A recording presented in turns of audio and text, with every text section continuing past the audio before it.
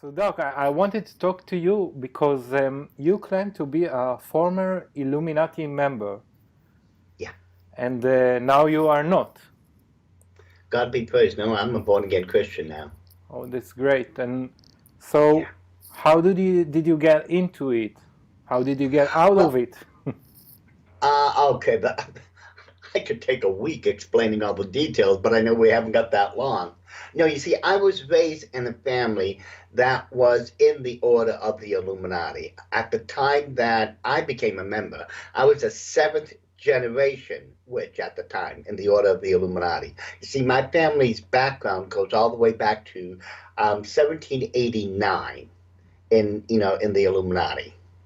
So, my family has a long history in this, and I think what amazes me the most about when people think about this is that they think like let's say like in Israel, everyone's born in a Jewish family, or in America, everyone's raised in a Christian family. But that's not the truth. When we look at, other religions of the world, we know here in America, you have families that go back centuries into witchcraft, Satanism. When we get to Florida and Louisiana, we're talking now about voodoo, Santeria, Palamayamba, and other things. It's not unusual for someone like me to be born into a family of witches, but in this case, yeah, it's the Illuminati. And if you're I, a member of the Illuminati, you need to keep this in secret? Like in school, you I, don't tell people? oh, no one had an idea what I was really up to. If you revealed anything about what you were really doing, that was a death sentence. But as I said before, now I left the Order of the Illuminati when I was, what was I, 22, 22, 23 at the time. What had happened, I was serving in the United States Army at the time at Fort Lewis, Washington. And I was walking down the road. I had to pick up some supplies. You see, I was in medicine. That's where my medical degree comes from. And my name, Doc. Everyone calls me Doc because of my medical background. And so I'm going to the PX, and someone I didn't really know, more like, an acquaintance, someone else in the medical business, struck up a conversation with me, and he talked to me for about 5, 10 minutes. Then, right before he left, he asked me what I thought was the silliest question on God's earth at the time. He asked me, now remember, I'm in the Illuminati at the time, I'm a practicing witch here. He wanted to know if I would go to church with him on Sunday. Now, could you see me, a practicing Illuminati witch, knowing what they're up to? You know this.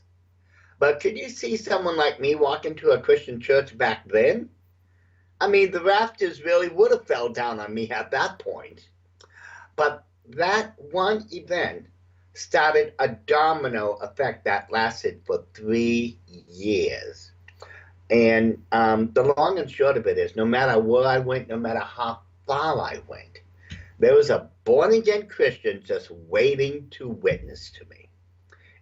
Literally, I am not lying when I say this. It was really one right after another for 3 years. And I never had been witnessed to before that. And the first time I was witnessed to, suddenly it just was never ending. But at the end of those 3 years, I finally understood what the Christians were telling me all along in light of what I was doing. So it was on April 15th, 1979, and I admit it, I was a sold out slave of Satan's at that time. But God be praised, that same day when I left that church, I was a born again child of the King. And for it's been almost 39, 40 years that I've been fighting against the Illuminati, exposing their plans, the New World Order, the corruption in government, the ancient stories, the giants, what's going on with UFOs, the whole of it.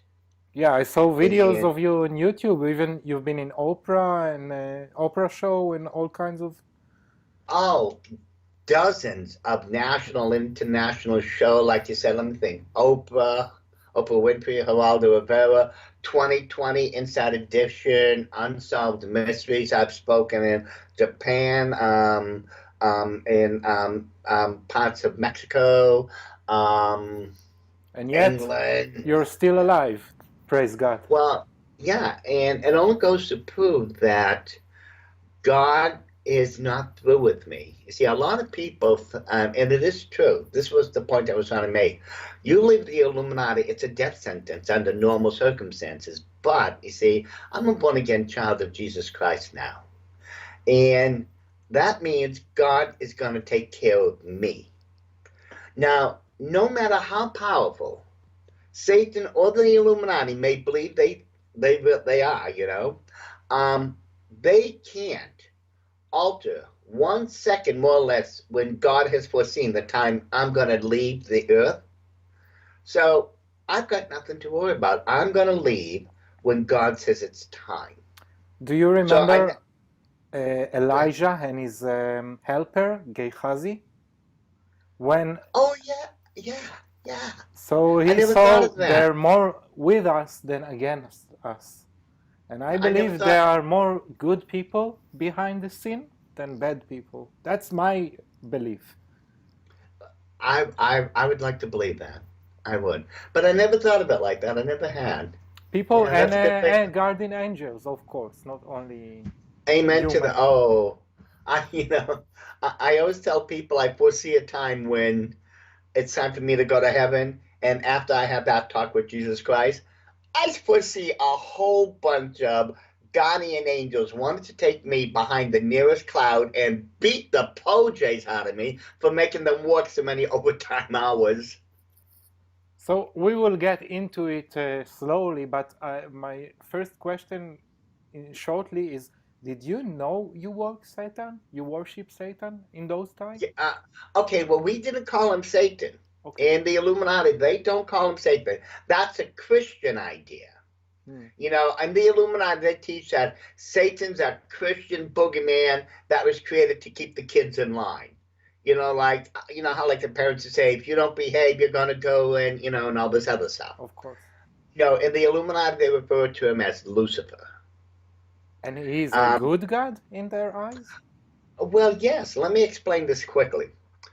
It is taught in the Illuminati that in the beginning, Lucifer was equal to God in all things. But as the millenniums rolled by, it was God who became jealous of Lucifer's equality and cast him out of heaven with all those who followed him. Right now, the Illuminati are convinced that they're summoning up enough of the force to where at the Battle of Armageddon, they're going to kill God and the Holy Spirit and put Lucifer on the throne where they feel he rightfully belongs. And right now, Christ is chained to a huge boulder in hell for betraying the cause. So Lucifer was created by God, or they don't believe like this? No, they don't believe that. I understand. And yeah. Okay, so maybe we should start with, everybody who believes in the Bible, who reads the Bible, have to believe that there were giants among us. There's no doubt about it. We go to the very first book of the Bible, Genesis, just 6 chapters into it, it talks about the ancient giants for the first time. So can you tell me more about those giants and their relation to the Illuminati? Okay, well, first let's start off with the basic understandings of these creatures. The Bible tells us that giants range anywhere from 9.5 feet to 40 feet in height. There is a particular passage, I can't remember it off the top of my head, but it said that the giant was as tall as a cedar tree. Now, I checked on this just to make sure, but your average cedar tree is exactly 40 feet in height. This is 28 meters, could be? Yeah, it's 40 feet exactly, an average cedar tree. And the Bible tells us that was the height of the giant there. That's huge. Yeah, it's a 4-story building. Something that tall. That's, You know? something like I live in Israel. Yeah. And these creatures had 6 fingers on their hands, 6 toes on their feet. They had double, sometimes triple rows of teeth.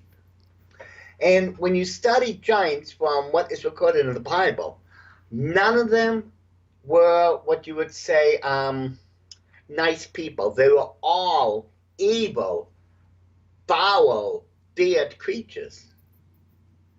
And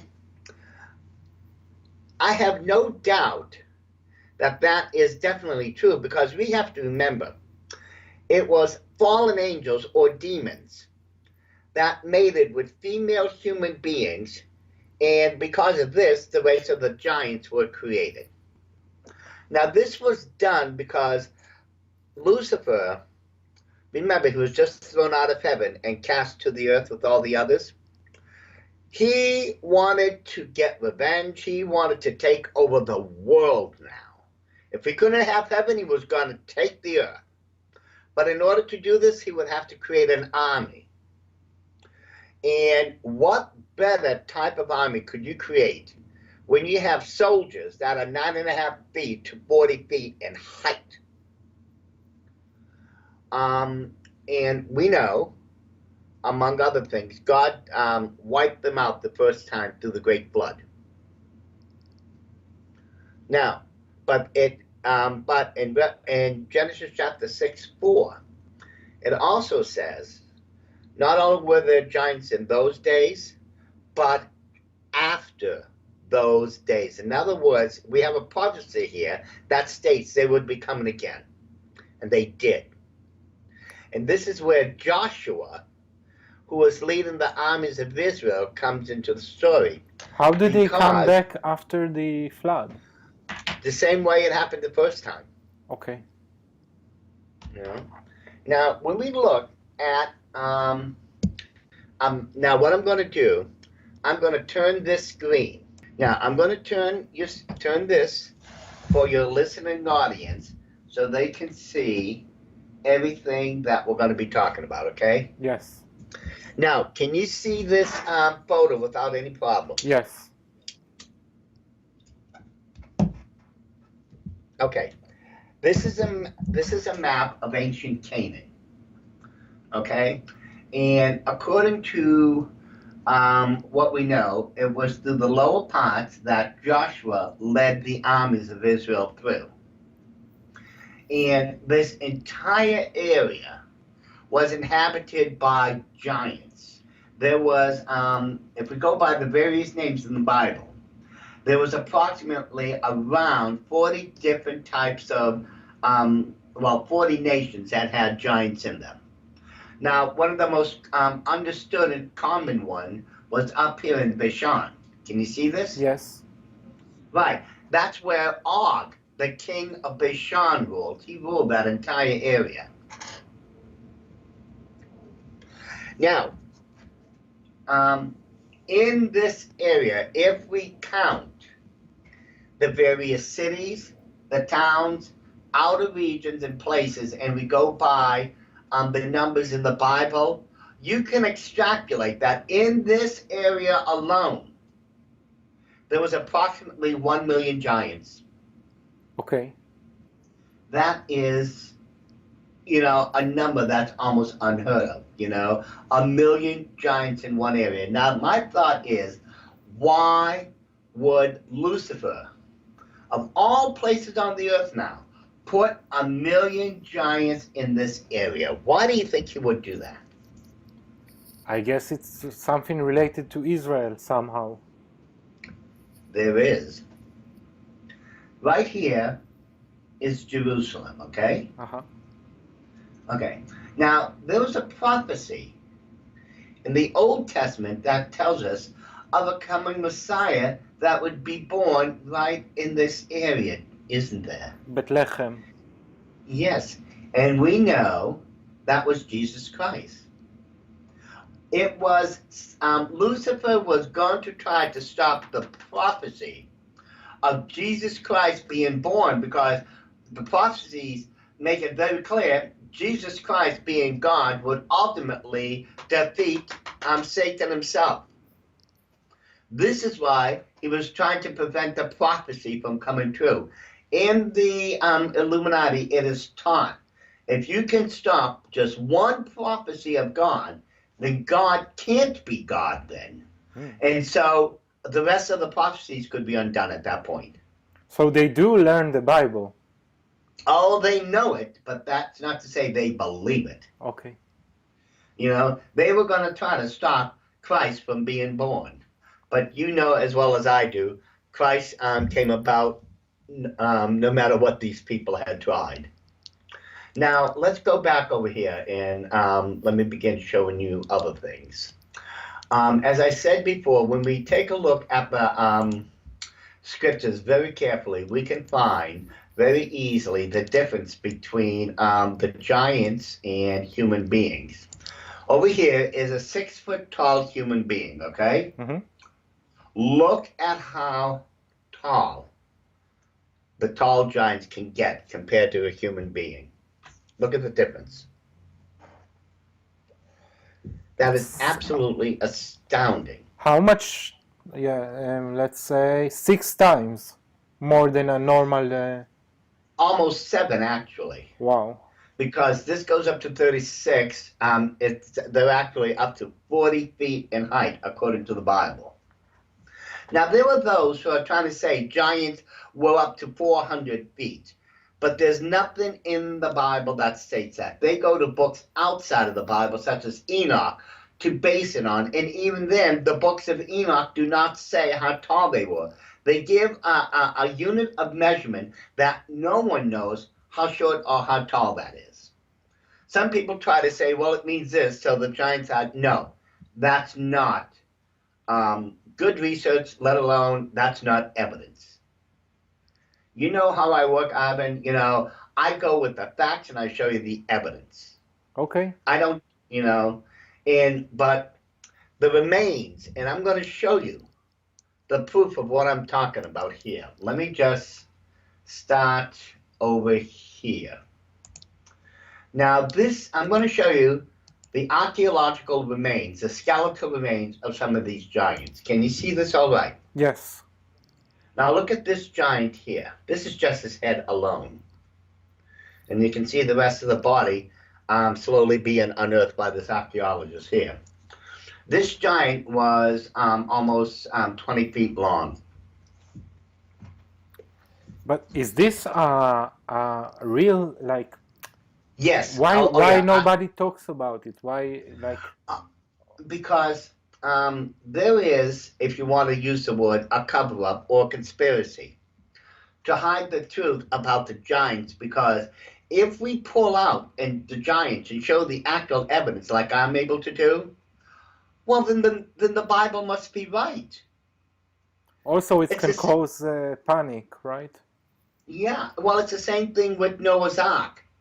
We have photographic evidence. We know it's on the hillside of the mountain of Ararat. We've got satellite images also. But Russia and Turkey, the governments where that's their property, they refuse to allow Christians to go there and excavate it. Why? Well, Turkey and Russia don't believe in God, do they? Like Christianity, do they? I guess, yeah. If we were actually able to take out Noah's Ark and show the world, it would prove God exists and God is right. We would have a whole change in our morality at that point. Or at least that the Bible is right.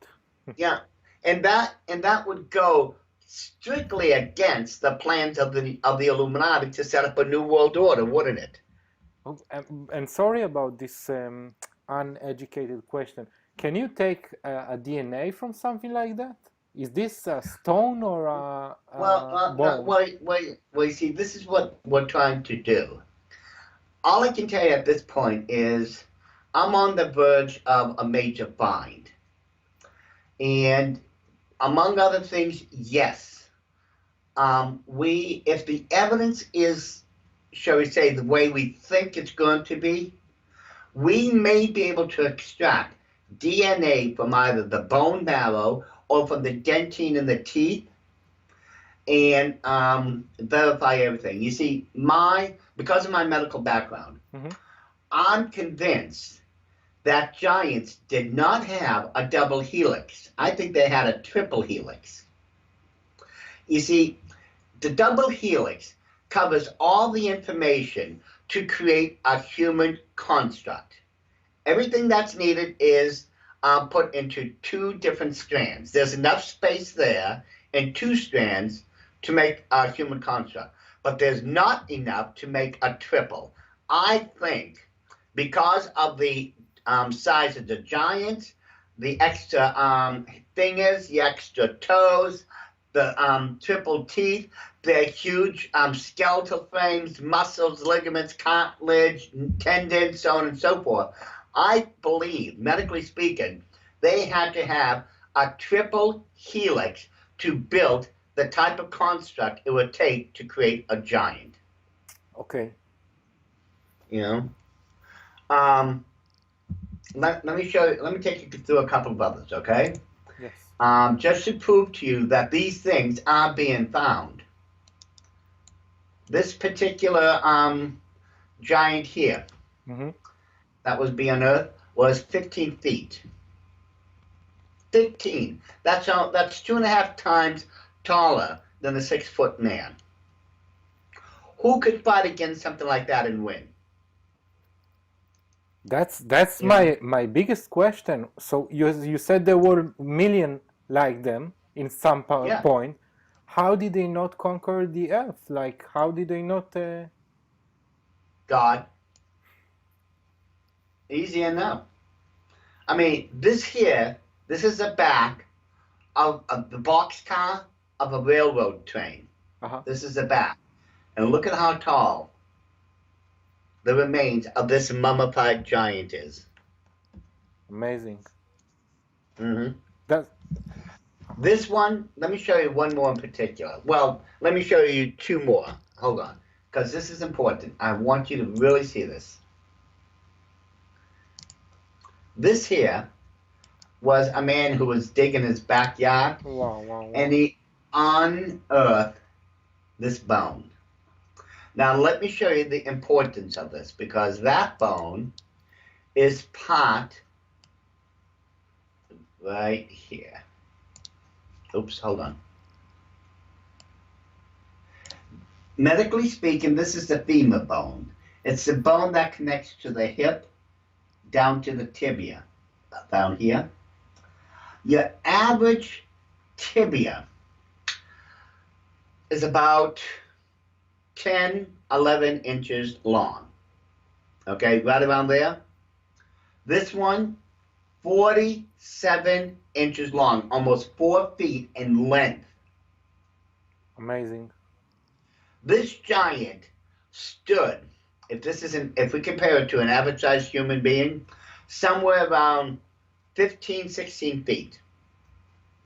This bone, is in right here, the Mount Blanco Fossil Museum in Texas. Now, look at this one here. Whoa. These giants stood about 40 feet in height. I mean, look at how big that man's head compared to this one. That one's about 8 times bigger than his. Yeah, I'm just thinking about, Goliath and David. Well, Goliath was a small giant. He was 9.5 feet tall. But still, it was. Yeah. Well, was again, 9.5 feet intimidating. tall. Yeah. It's not intimidating. It's scary. Yeah. Now look at this here. These were double-headed axes that was found. Okay? Mm-hmm. Now, just to give you a perspective on this, let me show you this next picture, just to show you how big this is. Wow. This double-headed axe stands around 10 to 11 feet. It's in the Baghdad Museum.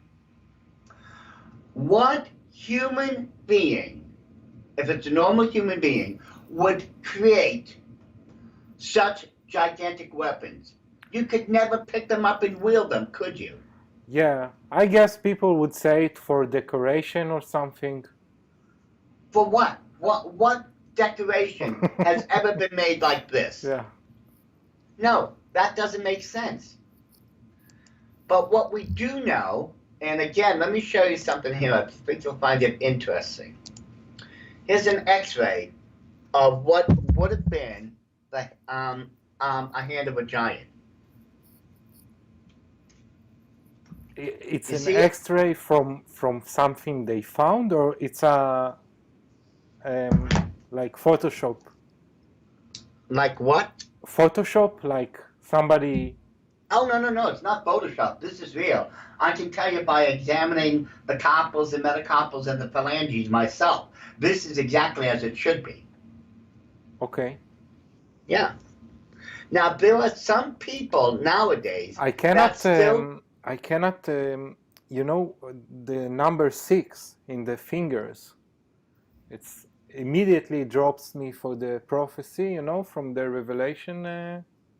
Revelation chapter 13, verse 18, here is wisdom. Let him who hath understanding count the number of the beast, for it is the number of a man, and his number is 666. Yes. Yeah. Now, there are some people that still carry the recessive gene of the giants in them. And there are still people who are very tall, right? Yeah. Look at this person. Mm-hmm. 6 fingers on each hand.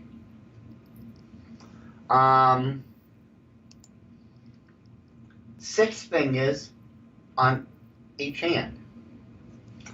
There are people that, as I said, that are outrageously tall. Like this man here. Yeah. Yeah. This is Robert Whistleblower. Before he died, he was standing 8 feet 9 inches tall. Just an inch shy of 9 feet.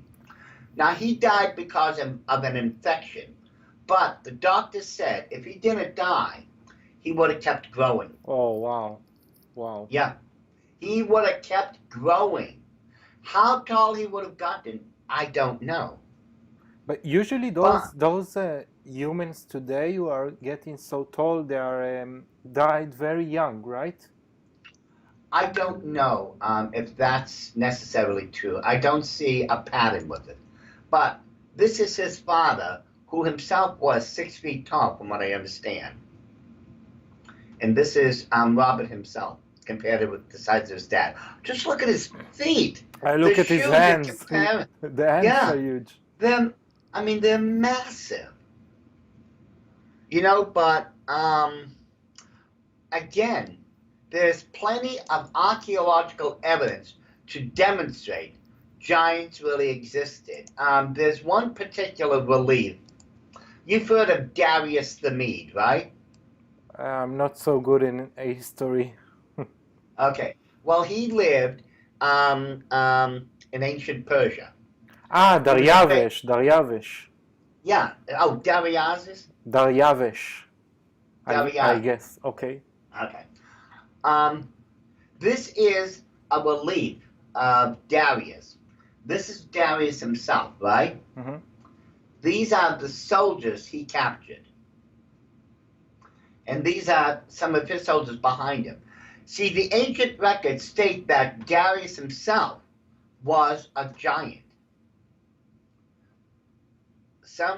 Because especially when we look at Darius compared to them, Darius, if the stories are true, stood somewhere between 9 to 10 feet in height. And that's not the only case we can see giants in ancient pictures, right? Not pictures, right. drawings. Well, this is a relief. It was carved into the stone.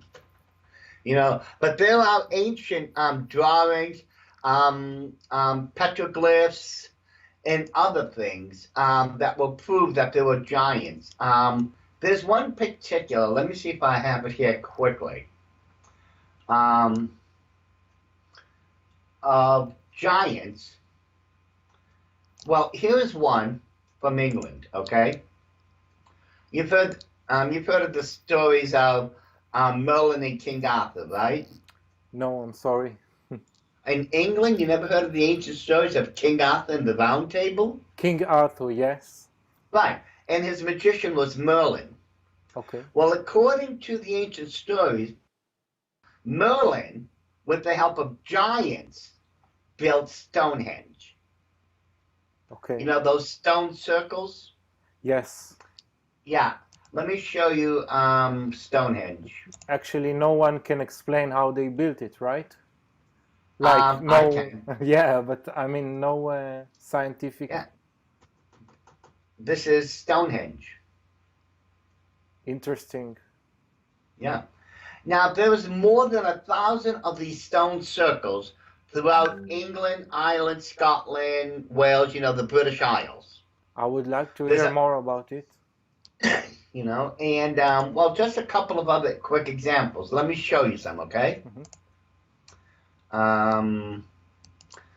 Sorry that I have to do it like this, but Because this really is... I thought that Stonehenge is the only one. No.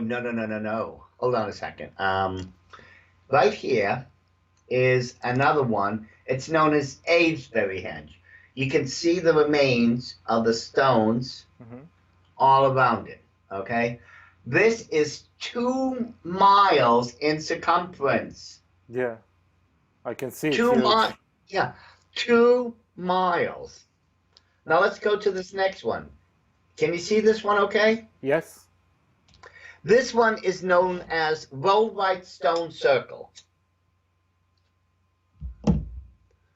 Okay, let's go to, let's skip these next couple. Let's go to this one here. Hold on a second. This one is known as the Merry Maids. This is in Cornwall. This has 19 stones around it.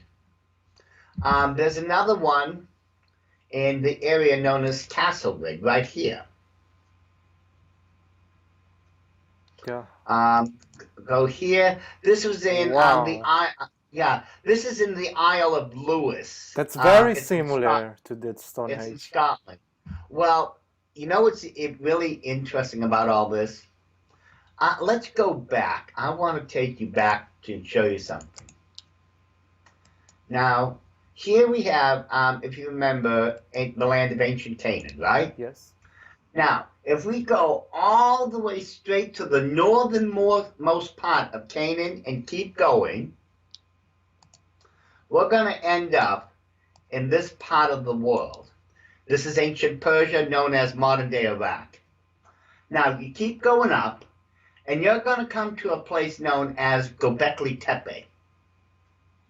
Göbekli Tepe, I think it's about 50 kilometers, well, let's say 50 to 100 kilometers at the most, from the northernmost part of ancient Canaan.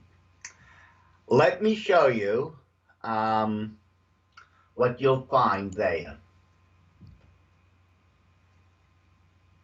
Wow. That's archaeological digging, Yeah. how you say it? Yeah, this is Göbekli Tepe. It's the same type of stone circles in Stonehenge. So, Doc, so what did they do it for, those circles? I'll explain in a second. This pillar, just one of those stones, that's 19 feet tall. That remind me the drawing you show me from Yeah. King Arthur. Yeah. This is what the archaeological site looks like. Now, they've been excavating and working on this for 40-something years now. They've unearthed 10% of the area, and they have found out that there are a lot more of these in that area. A lot more. When we take a look at some of these other photos, you can see that they have been doing a lot of work trying to expose what's underneath the ground and everything. Wow. Yeah. Now, I'll get to the explanation in a second. Let me just continue here. Okay. Now, we go from, as it says, ancient Canaan up to ancient Persia or Iraq. And here is Göbekli Tepe on the map. You go a little further, there's another place known as Navali Kori. At Navali Kori, guess what you find? The same type of stone structures. Very interesting, Doc. Now here's the really interesting part about it. It's estimated that Stonehenge, the construction, first began in 3000 BC, okay? Yes. Göbekli Tepe is dated back to 11,000 BC. So that means civilization is older than what we originally thought, and it proves that in ancient Persia, stone circles were the first area on the earth to be built. And ancient Persia is right next to Canaan, where all the giants were. And let's not forget, it was Darius the Mede that was ruling in Persia. It's the giants that were building the stone circles. And now we have to continue because I want to hear more. I want to hear why did they build it? Is it like something for fun? There's a very good reason, and I'm going to explain this to you and show you something. Now, first of all, it's hold on. It's not just Stonehenge where you're going to find stone circles, or in England, there's other areas on the world. Let me show you some. This stone circle, this is in Russia. This stone circle is in Russia, and the completed version would look like this because it had a roof and everything. Mm-hmm. Just like Stonehenge originally had some type of covering on its roof. This next one is in Sweden. Sweden. Beautiful. This one, known as Burnt Hill, this is in Heath, Massachusetts. Let me just. Okay, there's more, but let's get to this one particular one. I want to show you what's going. Well, okay. Here was what's known as the American Stonehenge. I've been there a number of times. Okay. This is in New Hampshire, in Windham. Mm-hmm. It has a lot of different walls and caves that was built when their stone circles were built there. But there's also something that gives us a major clue. Over here is an altar that was used for human sacrifice. Oh, wow. Look at the grooves that was carved into it. That's where the blood would pool up and drain out at this point. You see, places like Stonehenge and the other stone circles throughout the world, they had three major purposes. They were used as religious centers, they were used as astrological observatories, and they were places that was used for the rites of human sacrifice. Underneath Stonehenge alone, archaeologists have unearthed more than 4,000 human skeletal remains that were sacrificed. And that's just Stonehenge. Remember, that's a small circle. The one in Avesbury, remember that one that was 2 miles in circumference? Yes. Can you imagine how many human sacrifices are buried underneath that one? Amazing. Now, we know, and I'm going to start connecting all the dots for you here. Just be patient with me. It'll take a little while, okay? As long as you can go. Oh, I'll tell you the story. That's not a problem. Now, there is another stone circle that I think will interest you the most, or at least get your attention. Hold on a second. Just let me reference something here. Okay. Open. Have you ever seen this before? I'm not sure. Well, you should, because it's in your neighborhood. This is Gilgal-Rephaim. Ah, it's in Israel? Yes. Oh. Now, Gilgal-Rephaim, from the Hebrew, means the wheel of the ghost or wheel of giants. Rephaim. רפאים, כן. גלגל רפאים. Yes. This thing is massive. There's more than 42,000 basalt stones that make up this formation, and it dates back over 5,000 years ago. Now, here's the rub of it. When we check the history books and the archaeological records, there was no tribe, no nomad or anyone that lived in Gilgal-Rephaim except for the ancient giants. No one else lived in that area except for the giants. Uh-huh. Yeah, that's in your backyard. Amazing. Now, this is very similar to something else we find here in America. Why? You see what I'm talking about here? I'm seeing. That's the Bighorn medicine wheel, and that's located in the Bighorn National Forest in Sheraton, Wyoming. This is where the Indians used to live. Now, this is where we get back to the Illuminati.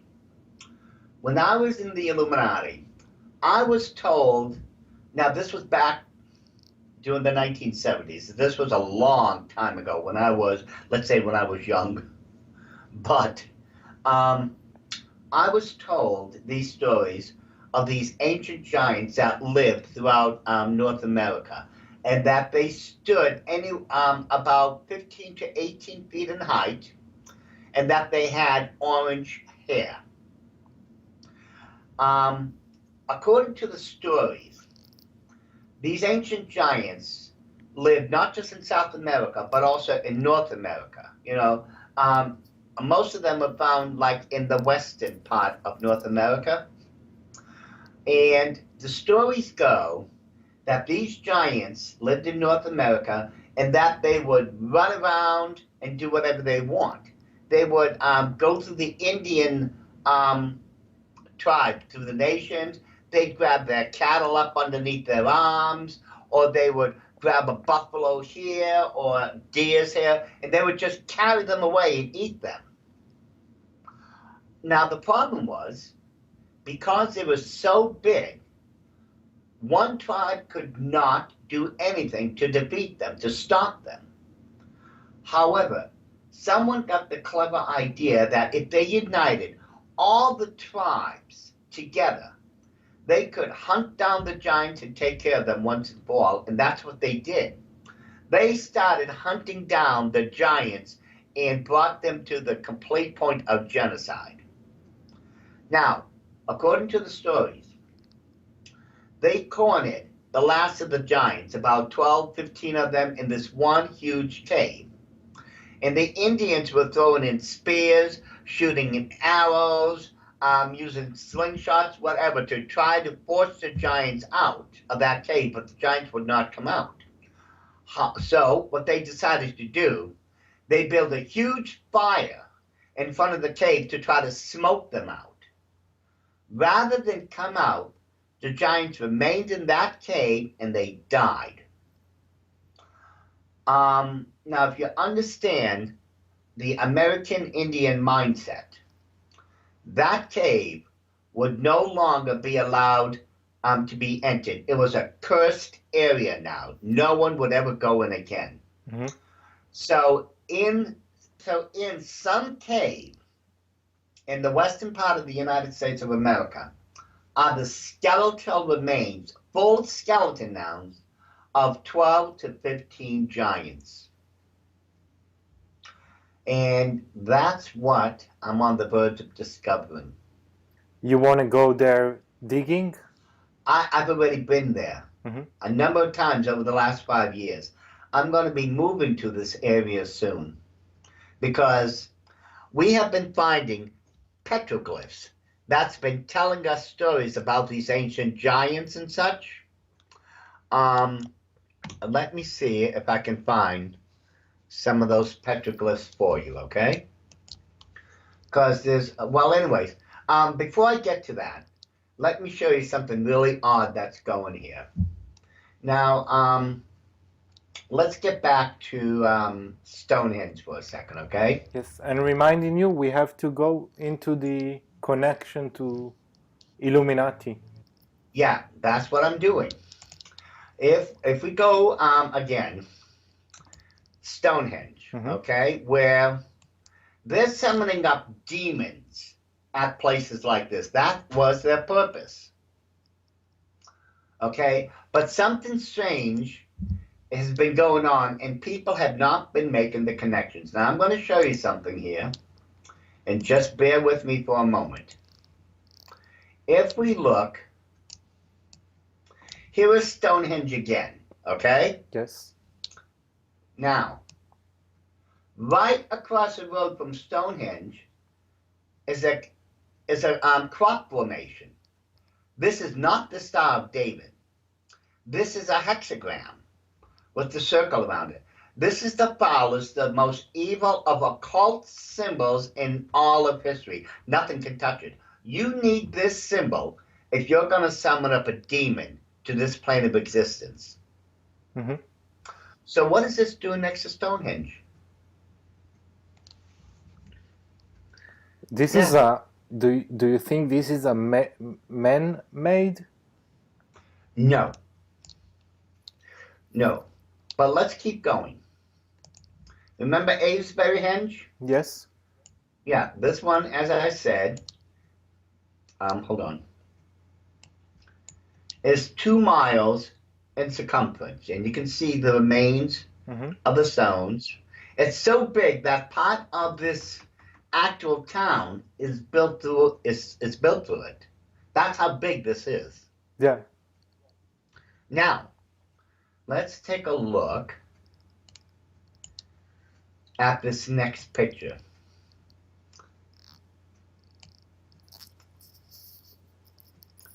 Now, here's Avesbury-Henge. You can see the stones again, the town going through it. There's a crop formation here, and look at the crop formation right here. And nobody till you did the connection between those two. One more time. Nobody, one more time. Till today, nobody did understood the connection between those. No one's been making the connection. But this is a very ancient occult symbol. It's hundreds of years old. It's at least 500. It's more than 800, I'm sure. It's known as a thaumaturgical circle. This is when one person, if they have enough skill, can summon a demon through. So again, I'm asking it again. This, you think men did it? This? Yes. No. Amazing. Demons. Wow. Demons. I'm convinced it's demons that's doing it. Look at this one here. Hexagon. Okay. Here's Avesbury-Henge again, the 2 miles. And look at this one right next to it. Amazing. This next one, you're going to really flip out over. This was another crop formation. Can you see the hidden symbol that was drawn in it? I see few. I see sixes. I see the X two-headed, and I see a wave.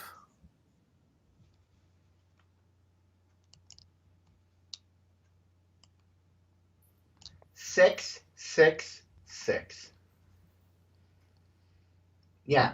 Also looks like Google logo, but Yeah, but that's just actually, conspiracy. it's the same thing that they did with the symbol for the Trilateral Commission.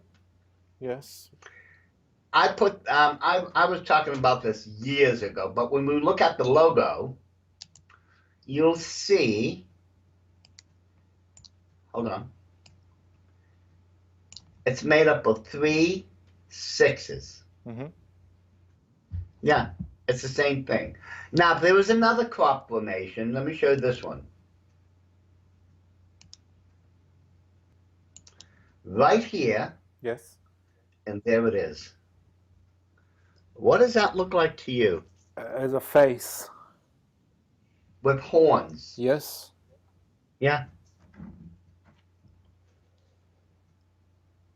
You see, the purpose behind all the creation of the stone circles is to bring back demons. We have to remember one thing. It was fallen angels or fallen demons that mated with female human beings, and they created the race of the giants. Now, according to all the cultural stories throughout the world, in England, Scotland, Ireland, in England itself, Göbekli Tepe, Navali Kore, Gilgal-Reptham, Russia, Sweden, all the stories speak of ancient giants that lived in their areas. And all of those cultural stories tell us they built these giant monuments. Those would have been the stone circles. The archaeological records prove giants existed in the area. We have their weapons, their tools, and other things that the governments of the world are trying to make sure people don't know about. And from the archaeological records, we also know places like Stonehenge, Gilgal-Reptham, Avesbury-Henge, all those were places where the rites of human sacrifice were being performed so that demons could come back through them. And, among other things, we know that the crop formations are occultic ones. Those, the ones I've just shown you, were never put into newspapers or magazines. Those were not being shown. And I can show you a lot more. But the point is, they're not being shown. Because the true reason this is going on, the stone circles, is so that they could bring back the demons. We know, according to the prophecies in the book of Revelation, that the demons are going to be set loose upon the face of the earth. The easiest way you could do this is through the stone circles. That's why they're across the world. This is what's going on and why the ancient giants were created. Because those demons knew the prophecies of what God was going to write about. So they made a way through their children, the giants, to build these structures so that they would eventually be able to come back through them. That's what the purpose behind those stone circles had been all along. Okay. And now the relation to Illuminati? The Illuminati's religion goes all the way back to Babylon itself. Mm-hmm. Remember, Lucifer had those fallen angels mate with human beings. What was the original intention of Lucifer once he was thrown to earth? What was his original purpose? I don't know. He wanted to take over the world, remember? Yes. And that's what the Bible says he will eventually do during the last 7 years during the tribulation period. Yeah, and he even told to Jesus like that he has all the authority kingdoms here, like the earthly kingdom, and he can give it to whoever he wants. At that point, yes. And that's why these plans are thousands of years old, because Lucifer was planning for the future. Remember, this is a spiritual being. Time means nothing to him. So for us, when this first started, let's say almost 5,000 years ago, 5,000 years is a horrendous amount of time for us. But for someone like Lucifer or a fallen angel, time means nothing. So they planned for all these things to happen.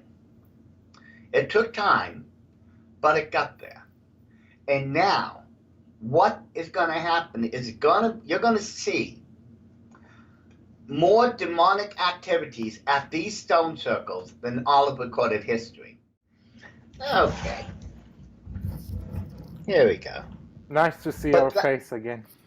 But that's only a small portion of the overall evidence I have just on the giants, the stone circles, the aliens, crop formations. It all fits in together. You saw the film. I know. You have hours on hours on YouTube and DVDs we can get from your website. Lots of material that I found fascinating. You know, as I said, we show you all the evidence. Yes. And now I have more like simple questions. Let's say I'm a human who is who is in the Illuminati cult. What do I believe in? Well, first of all, you believe in what I told you about their version of the Great War in Heaven. Okay. Second of all, you practice the rites of human sacrifice 8 times a year. Okay. It has to happen. The last one was on December 1st. It's on the night of Yule in the Illuminati. Most of the power brokers, the big people who's running this world, are in the Illuminati. In Jerusalem, the Knesset, and the Supreme Court was built by the Rothschilds, wasn't it? Yeah, I guess. Yeah. The Rothschilds head the order of the Illuminati to this very day. So, I have the documents. Why do I, as an Illuminati, let's say, why do I want to work for those giants, for this Lucifer? What do I believe in? Giants aren't around anymore. Okay? Lucifer is, or Satan, as he's now known as. Why? Because you want to become one of the big people when he creates the New World Order. You want to be one of the big wigs in charge of the earth. And do they believe like in eternity? Like after they die, they would return or something? No, they don't believe in heaven or hell. Okay. They believe in reincarnation. Oh. Yeah, see, they believe, this is why a lot of their plans, the Illuminati's plans, are written in a way that will take maybe 100 years, maybe a little bit longer. They don't care because they believe when they die, they're going to come back to continue their plans anyways. And how do they make sure they would be Illuminati in the new carnation of them? Well, because according to the belief of reincarnation, you can come back exactly the way you left. You know, other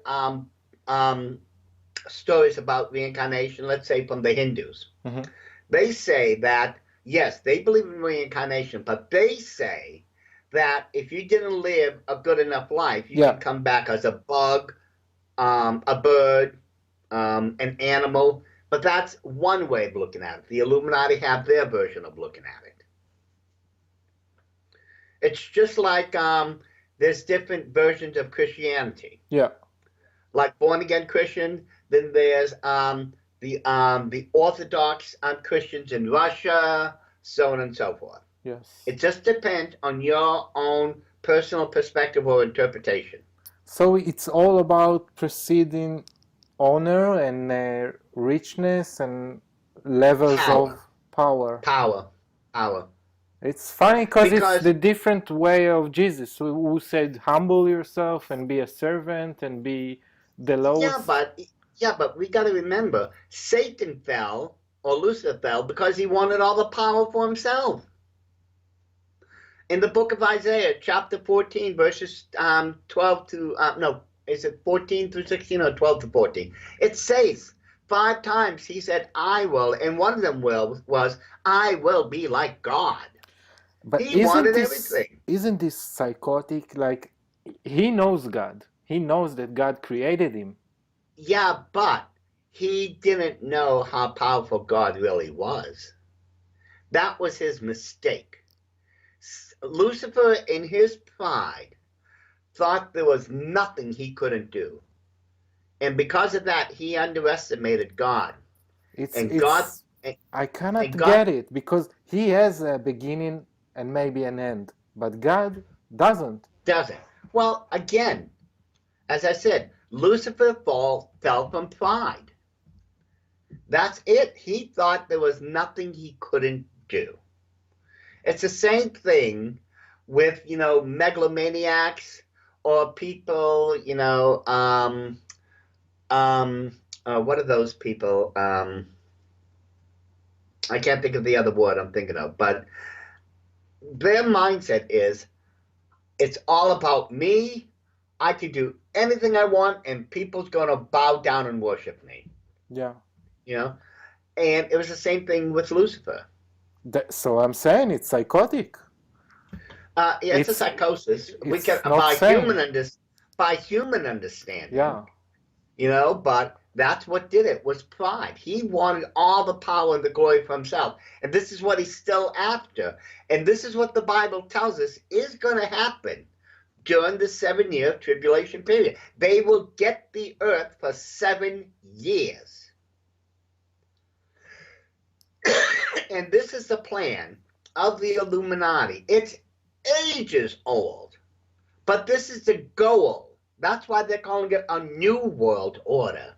So our time is ending, but I want just two quick questions. Do you have some guess or belief how would the Antichrist will come? Who will it be? Where will it be? Okay. How can we recognize? Well, the Bible gives us one a couple prophecies that will show us how close we are to the rapture and then the tribulation period. It's in the book of Matthew, where it's prophesied about the budding of the fig tree and then the olive tree, the branches and all this. When that happens, the next generation would be the last one. Now, that's reference directly to Israel, when Israel became a nation back on May 14th, 1948. If I remember the exact date, it's May 14th, 1948. And so the Bible tells us when Israel comes back as a sovereign nation again, the next generation, that's the last one. Now, how far down the road? Well, the Bible gives us a couple different measurements as far as how long a generation is. A generation can be 35, 40, 70, 100, or 120 years in length. Okay? Now, if it's 35 and 40 doesn't work because that would bring us back to 1983 and 1988.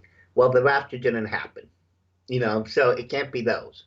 Now, it could be 70 years, which would bring us to the year 2018, or it could be 100 years or 120. So that would bring us down to 2048 or 2068. Now, I'm not saying those are the years. Of course. What I'm saying here, because I don't believe in date setting. Yeah. What I'm saying is, if we go by the Bible measurement of a generation, it could be any time now, because we're in 28, and if it's 70 years, 2018 would be the year. But I'm not betting on it. You know what I think? That there is something very special happened in about 1983. Are we talking about the grand alignment of the planets? No. First of all, I was born. Okay. But and in What is so special about that? but you know this book 1984? Yes, Giorgio Orwell. Very interesting book, right? And I Oh yeah. think I think all of this system we're living into not today, of let's say Big Brother, or it Yeah, started big one. around there, you know, in Well, 1984, internet connection worldwide, and I that was the think 1990s, 1998. I think About that. yes, but it didn't develop so wide. But Yeah. you know, in years you can go 10 0, 20 year, but never mind. I'm just saying this is the network for New World Order, as it's Well, yeah. described It, it in the book 1984. well, it did say in the Book of Revelation that everyone around the world will be able to see what the Antichrist can do, his miracles, his power, and obviously, I would say the internet. Yeah. Because right now that's what you and I are doing. We're on opposite side of the world. You're 8,000 miles away from me, and yet I can see you face to face. I'm talking to you. Yeah. This can be easily done now with the Antichrist when it comes to power. And Oh, so this when is what, Jesus will return. yeah. And the Bible also told us that towards the end time, knowledge would increase. Yeah. And boy, has every 6 months now, they say, our knowledge is doubling. Okay, so my final question, can you give us a few words of hope after hearing all this? Well, there's always hope. That's one thing about it. And the greatest hope is found in the Bible and the prophecies. It tells us that, first of all, a person doesn't have to die and go to hell if they don't want to. They can get saved through Jesus Christ. This is why he died as the ultimate sacrifice upon the cross of Calvary. And by turning to Christ and accepting his gift of salvation and him, especially in your life, trust me, your life is going to be so much better after that. It is now. As I said, I was in the Illuminati for 20 years of my life. I was raised in this. I saw a lot of things no one should ever have to see. But I was part of this New World Order system. I remember the plans, the times, the dates, the names, all of it. But for everything I had then, it's nothing compared to what I have now. Now, I barely have 2 pennies to rub together to my name. But I'll tell you this much, I haven't been this happy or this content in my life, because my final destination is going to be with Jesus Christ in the heaven of God. I know no matter what happens during the last 7 years of the tribulation period, God is going to win at the end. So my hope for a better future has been secured. I don't have to worry about any of it, because in the end, we win. But that's up to every individual to either accept the free gift of eternal salvation through Jesus Christ or reject it. And I wouldn't want to be in their shoes if they reject it. Doc Marquis, thank you very much.